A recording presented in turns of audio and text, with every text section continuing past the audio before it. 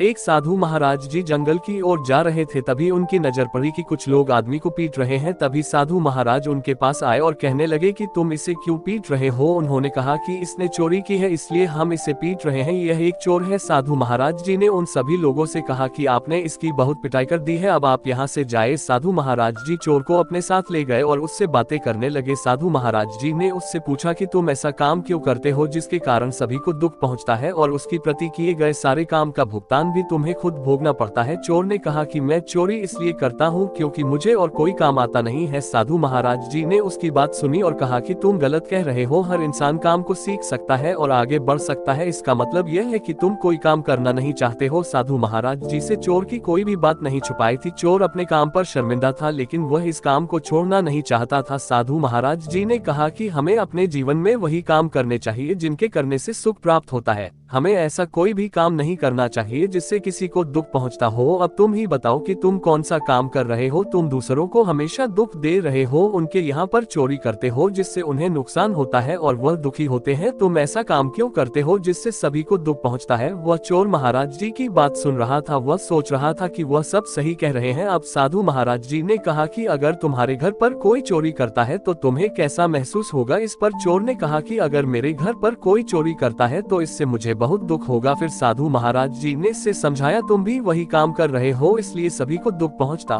जीवन में कभी भी हमें ऐसे काम नहीं करने चाहिए, तुम्हें यह काम छोड़ देना चाहिए और मेहनत का कोई काम करना चाहिए। उसके बाद चोरी ने साधु महाराज जी के पैर पकड़ लिए हो। साधु महाराज जी ने कहा कि मैं तुम्हें अपना शिष्य बना लूंगा, जीवन में आगे बढ़ने के लिए मैं तुम्हें सही राह दूंगा। उस दिन के बाद उस चोर का जीवन ही बदल गया, वह सच्ची राह पर चल पड़ा हो, जीवन में एक सफल इंसान बन गया। इसलिए इंसान जब भी जागे तभी सवेरा होता है, इसलिए अपने बुरे कर्मों से तौबा करनी चाहिए और अच्छे काम की ओर ध्यान देना चाहिए। तो दोस्तों, ये थी हमारी आज की कहानी।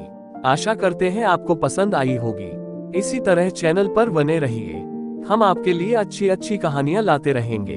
चैनल पर नए हैं तो चैनल को सब्सक्राइब करना ना भूले, साथ ही लाइक, शेयर और कमेंट करना ना भूले।